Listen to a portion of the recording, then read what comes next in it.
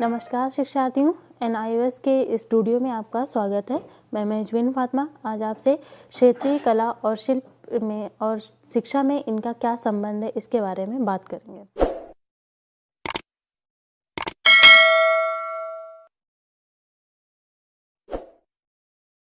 मैं हूं doctor Parveen Sharma, associate professor, Hindu college of education, Sonipat. सभी विद्यार्थियों का NIOS स्टूडियो में स्वागत है। आज हम 509 DLED कोर्स के अंदर पेडागॉजी ऑफ सामाजिक विज्ञान के अंतर्गत चर्चा करेंगे बहुत ही प्रमुख विषय पर, जो है राष्ट्रीय एकता एवं अंतर्राष्ट्रीय समझ। सबसे पहले हम बात करें कि राष्ट्रीय एकता से हम क्या समझते हैं, हमारा क्या अर्थ है जब हम राष्ट्रीय एकता की बात करते हैं। मित्रों, राष्ट्रीय एकता का अर्थ है किसी राष्ट्र के सभी व्यक्तियों में हम की भावना का होना। राष्ट्रीय एकता किसी भी राष्ट्र का मुख्य तत्व होता है। इसके बिना किसी भी राष्ट्र की कल्पना नहीं की जा सकती। राष्ट्रीय एकता की भावना से अभिप्राय है एकता, राष्ट्रीयता, राष्ट्र से प्रेम, राष्ट्र के प्रति वफादारी आदि। जब हम देखते हैं कि किसी व्यक्ति के अंदर ये भावना है कि ये मेरा राष्ट्र है, मुझसे ऊपर मेरा राष्ट्र है और राष्ट्र के प्रति ही मेरी वफादारी मेरी जो है व्यक्तित्व का परिचायक है, जब हम किसी व्यक्ति के अंदर ये सब देखते हैं तो हम कह सकते हैं कि उस व्यक्ति के अंदर राष्ट्रीय एकता है। तो हम समझते हैं राष्ट्रीय एकता का अर्थ। अब देखें कि अलग अलग समय पर दार्शनिकों ने या शिक्षा शास्त्रियों ने राष्ट्रीय एकता को कैसे परिभाषित किया है। हम इसमें एक दो मुख्य व्यक्तियों की बात करेंगे। सबसे पहले डोरोथी थॉमसन की बात करें तो उन्होंने बताया कि राष्ट्रीय एकता एक ऐसी भावना है जो देश के नागरिकों को संगठित करती है। अर्थात अगर इसको हम और समझने का प्रयत्न करें तो डोरोथी जी ने बताया कि जब हम देखते हैं कि एक ऐसी भावना जिसके आधार पर सभी नागरिक इकट्ठे होते हैं, संगठित रूप से मिलकर कार्य करते हैं, उससे हम समझते हैं कि उन सभी व्यक्तियों में राष्ट्रीय एकता की भावना है। इसी प्रकार से 1961 में राष्ट्रीय एकता सम्मेलन रिपोर्ट के अनुसार राष्ट्रीय एकता एक ऐसी मनोवैज्ञानिक एवं शैक्षिक प्रक्रिया है जिसके द्वारा लोगों के हृदय में एकता, घनिष्ठता, सन्निकटता, सामान्य नागरिकता एवं राष्ट्र के प्रति भक्ति की भावना विकसित की जाती है। अर्थात जब व्यक्ति ऐसा महसूस करें, ऐसा अनुभव करें कि हम एक दूसरे के निकट हैं, एक दूसरे के दुख में दुखी हैं, एक दूसरे के सुख के लिए हम इच्छा कर रहे हैं, तो हम सोचते हैं कि इन व्यक्तियों में सभी में राष्ट्रीय एकता की भावना है। अब अगर हम राष्ट्रीय एकता को और समझें या हम इसके बारे में, इसके बाधाएं और शिक्षा के बारे में बात करें, उससे पहले मैं आप सब विद्यार्थियों से चर्चा करना चाहूँगी कि कौन कौन से आयाम हैं जिस पर हम राष्ट्रीय एकता के मुद्दे की चर्चा करते हैं।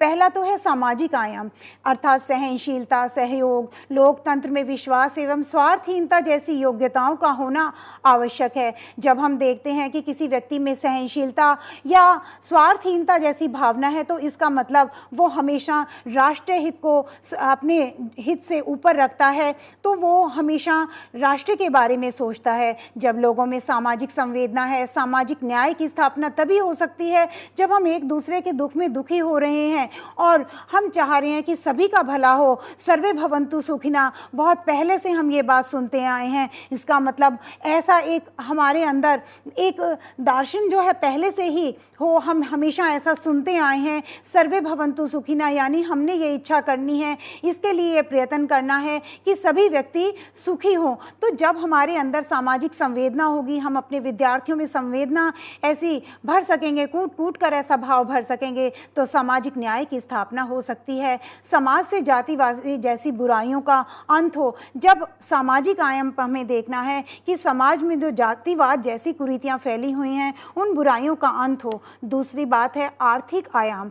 आर्थिक आयाम का अर्थ है आर्थिक असमानताएं और वर्ग भेद को दूर करके लोगों के जीवन स्तर को उन्नत किया जाए। हम देखते हैं क्या हो रहा है कि अमीर तो अमीर हो रहा है और गरीब हो रहा है, तो जो दोनों वर्ग हैं उनके बीच में जो खाई है और भी चौड़ी होती जा रही है, उनका भेद बढ़ता जा रहा है, असमानताएं बढ़ती जा रही हैं। उसका परिणाम क्या होगा? लोगों का जीवन स्तर उन्नत कैसे किया जाएगा? नहीं किया जाएगा। जब हम इन असमानताओं को मिटाएंगे, वर्ग भेद को दूर करेंगे और मनुष्य जाति से सभी से प्रेम करेंगे। हमारा क्या धर्म है कि हम सब मानव धर्म को, अपने धर्म को ही सर्वोपरि माना जाए। तो इस आर्थिक आयाम पर जब हम सोचेंगे और जब हम संघर्षरत होंगे और ऐसा कार्य करेंगे तो हमारा जो देश है वो एक रहेगा।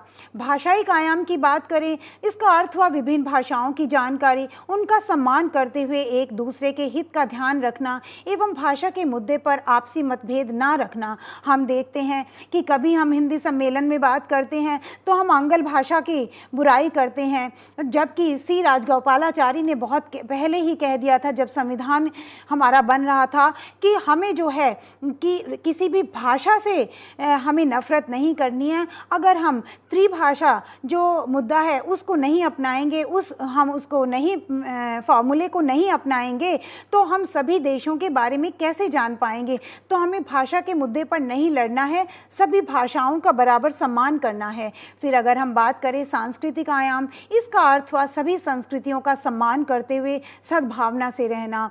जैसे कि हम शुरू से सुनते आए हैं कि मजहब नहीं सिखाता आपस में बैर रखना, चाहे कोई भी धर्म है, कोई भी मजहब है, कोई भी मजहब नहीं सिखाता कि हम आपस में लड़ें। चाहे हम कुरान पढ़ें, चाहे हम बाइबल पढ़ें, चाहे हम गीता पढ़ें, कोई भी जो धार्मिक ग्रंथ है किसी भी धर्म का, वो हमें नहीं बताता कि हमें दूसरी संस्कृति का सम्मान ना करें या हम दूसरे से लड़ें। किसी भी भाषा में पढ़ें, कोई भी उनका जो है उपनिषद पढ़ें या जो भी हम उनका ग्रंथ पढ़ें, सभी ग्रंथों में लिखा है कि सभी मानव हैं, सभी को हमें प्रेम करना है। तो सांस्कृतिक आयाम है, जब हम दूसरी संस्कृति का सम्मान करेंगे तभी सबका उत्थान होगा। भावनात्मक आयाम जो है वो राष्ट्रीय एकता का एक प्रमुख आयाम है। इसका अर्थ है मस्तिष्क एवं हृदय का एकीकरण। बौद्धिक एवं भावनात्मक प्रक्रिया का एकीकरण आवश्यक है। मित्रों, जब व्यक्ति भावनात्मक रूप से किसी भी भाषा, जाति एवं धर्म आदि का सम्मान करता है तो इससे राष्ट्रीय एकता को बढ़ावा मिलता है। अर्थात अगर हम जोर जबरदस्ती से केवल किताबों के माध्यम से, केवल पुस्तकों के माध्यम से हम विद्यार्थियों को ये कहलाना चाहें कि नहीं सभी धर्म समान हैं, तो ये संभव नहीं होगा। हमें उनके हृदय को परिवर्तन करना होगा, हमें उनकी सोच को परिवर्तित करना होगा। जब विद्यार्थियों का मस्तिष्क एवं हृदय दोनों एकीकरण में कार्य करेंगे तो हम उनको ये सिखा सकते हैं भावनात्मक रूप से कि कोई भाषा हो, कोई जाति हो, कोई धर्म हो, सभी का सम्मान करना है। हम सभी इसी राष्ट्र के अंदर रहते हैं, इससे राष्ट्रीय एकता को बढ़ावा मिलता है। अब जब हमने विभिन्न आयामों की बात की तो यहाँ मैं आपको बताना चाहूँगी कि जो हम राष्ट्रीय एकता को बढ़ाना चाह रहे हैं उस राष्ट्रीय एकता की आवश्यकता क्या है। मित्रों, सबसे पहली बात तो हमारे सामने आती है राष्ट्रीय सुरक्षा के लिए। अगर हम चाहते हैं कि हमारे राष्ट्र पर बाहरी आक्रमण ना हो तो हमें राष्ट्रीय सुरक्षा बनाए रखनी पड़ेगी, एक रहना होगा। जब विदेशियों ने यहाँ पर हमला किया तो उन्होंने अपनी कूटनीति को अपनाया और उसका एक प्रमुख कारण, सर्वोपरि कारण यही था कि आपसी राजाओं में फूट पड़ गई थी। जब हम आपस में लड़ते हैं तो क्या होगा, बाहरी ताकतें उसका लाभ उठाती हैं। तो अगर हम चाहते हैं कि बाहरी आक्रमण ना हो तो राष्ट्रीय सुरक्षा बनी रहे तो हम सबको प्रांत के मुद्दों पर, भाषा के मुद्दों पर, जाति के मुद्दों पर नहीं लड़ना होगा, एकजुट होकर रहना होगा। राष्ट्रीय विकास के लिए ये बहुत ही आवश्यक है। अगर हम सब चाहे किसी भी धर्म से संबंध रखते हैं, किसी भी जाति से संबंध रखते हैं, हम केवल ये सोचें कि हम भारतीय हैं तो हम राष्ट्रीय विकास के लिए उन्नतशील रहेंगे और इससे क्या होगा, समाज में शांति स्थापित भी रहेगी। तो अगर हम चाहते हैं कि हमारे समाज में, हमारे देश में में शांति बनी रहे तो शांति स्थापित करने के लिए हमें राष्ट्रीय एकता की आवश्यकता है। सारे राष्ट्र को एकता के सूत्र में बांध कर रखना होगा। प्रजातंत्र को सफल बनाना है। अगर प्रजातंत्र को सफल बनाना होगा तो सारे राष्ट्र को एकजुट होकर काम करना पड़ेगा और प्रारंभ से ही, घर से भी और विद्यालय से भी, जब उसकी नींव पड़ रही है प्राथमिक शिक्षा से, बुनियादी शिक्षा से, वहीं से हमें बताना होगा बच्चों को कि बच्चों हम सब एक हैं, हमें एक मिलकर रहना है। अब हम बात करते हैं कि बाहरी हमलों का अगर डर नहीं रहे तो इसके लिए हमें एकजुट होना पड़ेगा। आज बाहरी जो ताकतें हैं, जो वो हैं, सब परमाणु बम बनाने में लगे हुए हैं। तो अगर हम सब एकजुट होकर रहेंगे तो हमें बाहरी हमलों का डर नहीं रहेगा।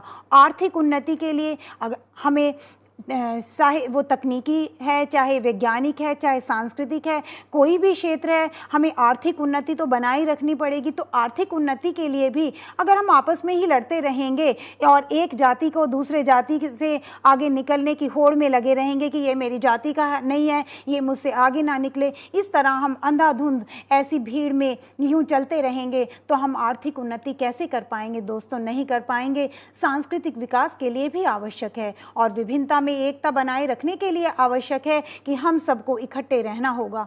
लेकिन इसके अंदर बहुत सी बाधाएं हैं। जो मैंने आपसे बात की कि राष्ट्रीय एकता क्या है, इसका क्या अर्थ है, इसको विभिन्न शिक्षा शास्त्रियों ने कैसे परिभाषित किया है और किस प्रकार से इसकी आवश्यकता है, परंतु मित्रों इसके विद्यार्थियों इसके मार्ग में बहुत सारी बाधाएं हैं, जैसे जातिवाद है, प्रांतीयता है, सांप्रदायिकता है, भाषावाद है, क्षेत्रवाद है, राजनीतिक दल है, आर्थिक विभिन्नता है, राष्ट्रीय चरित्र का अभाव है। तो हम जब इसकी बात करें कि दूर कैसे कर सकते हैं, इससे पहले हम बात करेंगे कि ये बाधाएं एक एक करके हम थोड़ा सा संक्षेप में बात करना चाहेंगे। जातिवाद क्या होता है? कहीं भी कोई परीक्षा है या कहीं भी कोई किसी का चुनाव है किसी उम्मीदवार का, तो अगर हम ये देखते हैं, हम ऐसा देखने में आता है कि अगर कोई ये सोचता है कि ये मेरा जाति का है, इसका चुनाव कर दीजिए, चाहे उसमें योग्यता हो या ना हो, तो क्या होगा?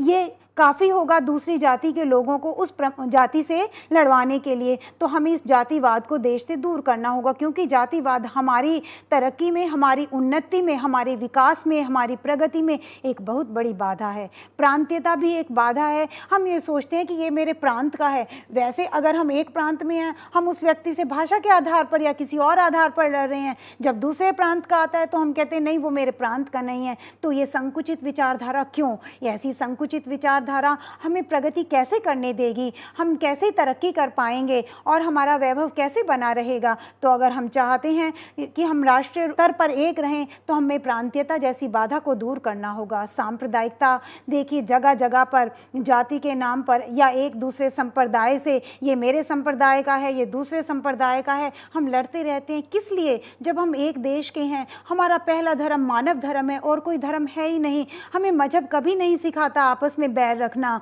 तो हमें वतन के बारे में, हिंदी हैं हम, वतन हिंदुस्तान हमारा, यही हम सुनते आए हैं बचपन से और यही हमारे विद्यार्थियों को हमने विद्यालय में सिखाना है, यही बच्चों को हमने घर में सिखाना है, यही हमें समाज में जब हम लोगों से बातचीत करते हैं, यही भावना अपने बच्चों में भरनी है। फिर हम करते हैं भाषावाद। हम जो दर्जा अपनी मातृभाषा को देते हैं वो दर्जा हम दूसरी भाषा को नहीं दे सकते हैं। लेकिन हम प्रांत की भाषा के आधार पर आपस में क्यों झमेला करते हैं, क्यों हम आपस में लड़ते हैं? ये एक बहुत बड़ी बाधा है। इससे हम दूसरे देशों के साथ जो प्रगतिशील या बिल्कुल उन्नत देश हैं उनके साथ कैसे मुकाबला करेंगे? फिर क्षेत्रवाद की बात आती है। क्षेत्र के आधार पर लड़ते हैं। एक राजनीतिक दल दूसरे राजनीतिक दल से चुनाव में लड़ता है।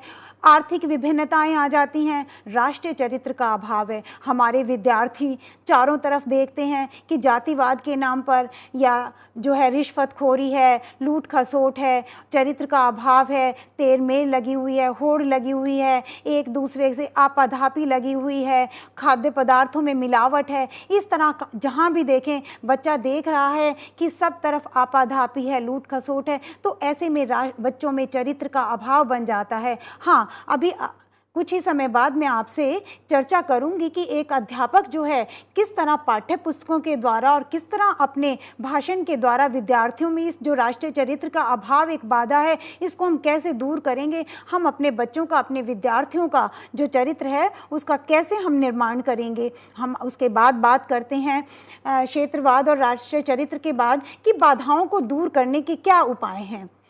देखिए, राष्ट्रीय शिक्षा प्रणाली की बात करें तो हमारी राष्ट्रीय शिक्षा प्रणाली में भी इस बात पर जोर दिया गया है कि हम सब एकजुट होकर काम करें और हमारी राष्ट्रीय एकता तथा शिक्षा के उद्देश्य भी क्या हैं? बच्चे का सर्वांगीण विकास करना है, उसका नैतिक विकास करना है। शिक्षा क्या स्वर साध सकेगी जब बच्चे में नैतिक आधार नहीं है? इसका मतलब क्या हुआ कि हमने किताबी ज्ञान दे दिया और उसको नैतिक या मूल्यों का विकास नहीं कर पाए, तो वो शिक्षा का उद्देश्य हमने पूरा पूरा नहीं किया है।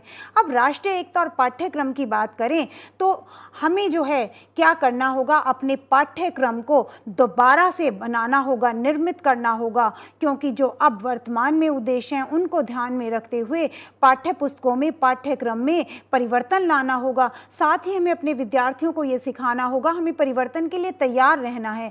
हम भाषा के द्वारा विद्यार्थियों को बता सकते हैं कि किस प्रकार हमें सभी भाषाओं का सम्मान करना है। गणित एवं विज्ञान पढ़ाते हुए भी हमें बताना है कि किस प्रकार हम वैज्ञानिक युग में हम तरक्की कर सकते हैं, प्रगति कर सकते हैं जब हम मिलकर चलेंगे। फिर सामाजिक विज्ञान जैसे विषयों के द्वारा हम अपनी पुरातन सभ्यता, पुरानी संस्कृति, जो मैं नैतिक मूल्यों की बात कर रही हूँ कि आज बच्चों में नैतिक मूल्यों का ह्रास हो रहा है क्योंकि वो पश्चिमी सभ्यता के दौर में लग पड़े हैं, तो वो जो मूल्य हैं जिनका हम देखते हैं ह्रास हो रहा है, वो हमें अपने इस जो है सामाजिक विज्ञान के द्वारा भरना होगा, जो कि हमारा विषय है, जिसके अंतर्गत हम इस इकाई की चर्चा कर रहे हैं। तो इस विषय का बड़ा ही लाभ है जब हम इसकी पाठ्य पुस्तकों या आख्यान के द्वारा हम विद्यार्थियों को बता सकें। फिर कला और संगीत, जैसे संगीत की बात करें तो हम जो है प्रातःकालीन सभा में बच्चों को जो है देशभक्ति की कविताएं या गीत के द्वारा हम उनको सिखा सकते हैं कि किस प्रकार हमें राष्ट्रीय एकता की बात करनी है। कलाकृतियों के द्वारा भी सिखा सकते हैं।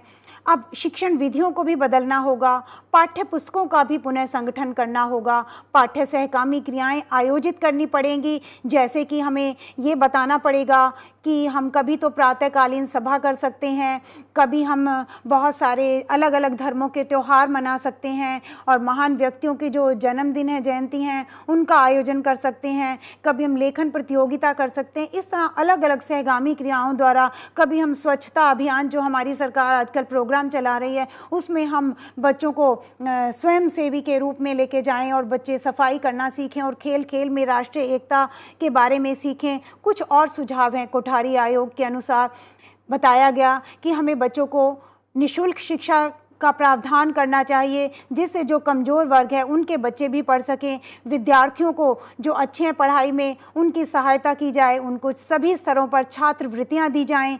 जो ऐसे विद्यार्थी हैं दूर दराज से आते हैं, रेल एवं बस के किराए में छूट दी जाए। विकलांग बालकों की विशेष व्यवस्था की जाए। राष्ट्रीय एकता समिति ने भी सुझाव दिए कि जैसे लोकतंत्र, धर्मनिरपेक्षता, न्याय, स्वतंत्रता, समानता तथा भ्रातृत्व में विश्वास अभिव्यक्त किया जाए। शिक्षा को पुनः संगठित किया जाए। शिक्षा के दृष्टिकोण से क्षेत्रीय असंतुलन को दूर किया जाए। सामान्य विद्यालय प्रणाली की व्यवस्था हो, कमजोर वर्गों के लिए पर्याप्त शिक्षा सुविधाएं हों और अंतर विश्वविद्यालय कार्यक्रम आयोजित किए जाएं।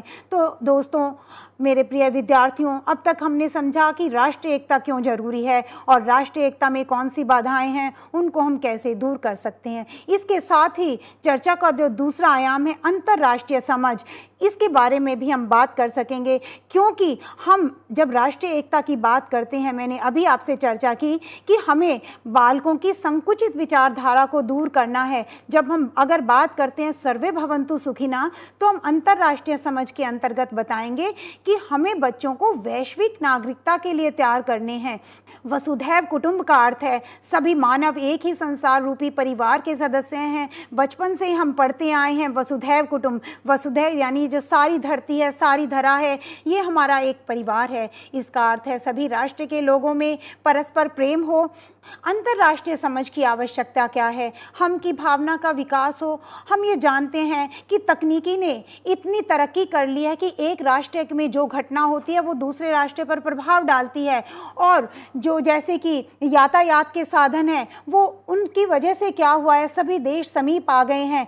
आज कितनी जल्दी हवाई जहाज के द्वारा हम एक स्थान से, एक देश से दूसरे स्थान पर जा सकते हैं, दूसरे देश में जा सकते हैं। यातायात के साधनों की सुविधा के कारण संसार की समीपता बढ़ गई है। कोई भी देश आत्मनिर्भर नहीं है, आत्मसंपन्न नहीं है, एक को दूसरे की सहायता लेनी पड़ती है। आपसी प्रेम और विश्वास ही राष्ट्रों के मध्य शांति और सद्भावना विकसित कर सकता है। पंडित जवाहरलाल नेहरू ने सही कहा था, अकेले होने का अर्थ है पिछड़ापन और क्षय। हमें अंतर्राष्ट्रीय समझ में बहुत सारी बाधाएं हैं, भौतिक बाधाएं, राजनीतिक बाधाएं, आर्थिक बाधाएं, धार्मिक बाधाएं, बाधाएं, भाषायिक बाधाएं, मनोवैज्ञानिक बाधाएं, शैक्षिक बाधाएं, इन सबको दूर करने के लिए हमें प्रयत्न करना होगा। सभी व्यक्तियों के दृष्टिकोण में परिवर्तन करना होगा, पाठ्यक्रम में परिवर्तन करना होगा। बच्चों को जहां राष्ट्रीय एकता की बात बता रहे हैं वहां उनकी संकुचित विचारधारा से दूर ले जाना होगा, उनकी सोच को व्यापक बनाना होगा। इसके लिए पाठ्य सहगामी क्रियाओं में परिवर्तन करना होगा। हमें अपने शिक्षण अधिगम को इस प्रकार से नियोजित करना होगा कि सभी बालक पूरे संसार को एक दृष्टि से देखें। विद्यालय में ऐसी व्यवस्था हो कि बालक सही और गलत की पहचान कर सके।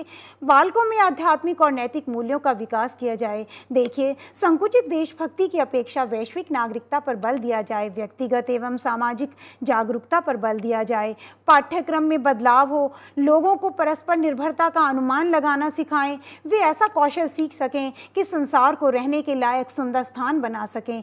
जो द्वंद्व है उसको सहयोग में परिवर्तित किया जाए। इतिहास विषय के द्वारा शिक्षा दी जाए, भूगोल विषय के द्वारा दी जाए। इतिहास वातावरण को प्रभावित करता है जिसका हमारे दैनिक जीवन पर गहरा प्रभाव पड़ता है।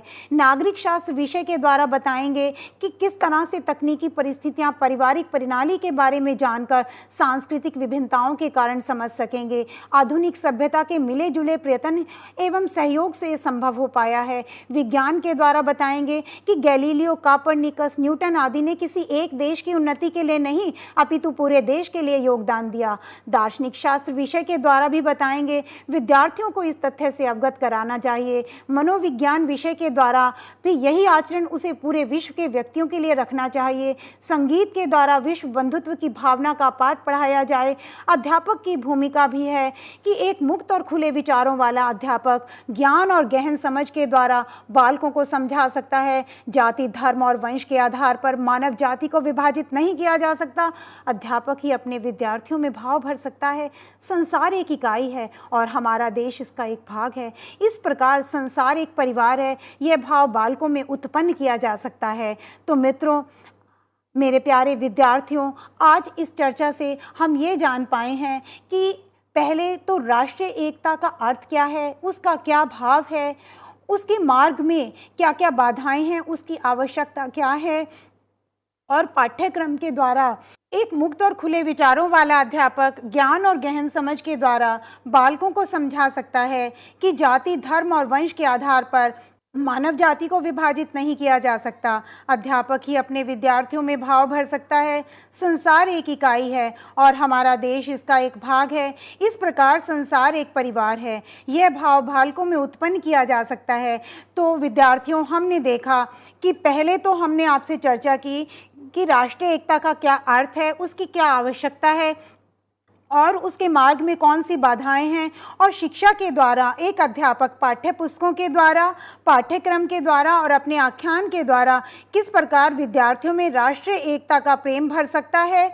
और साथ ही फिर हमने ये भी चर्चा की कि बालकों में हमें संकुचित विचारधारा नहीं उत्पन्न करनी है, उनको ये सिखाना है कि वसुधैव कुटुंब का नारा है जिसको हमने कि समझना है, सारा संसार एक परिवार है। तो इस प्रकार से मैं समझती हूँ आप सब समझ गए हैं कि राष्ट्रीय एकता और अंतर्राष्ट्रीय समझ की कितनी आवश्यकता है।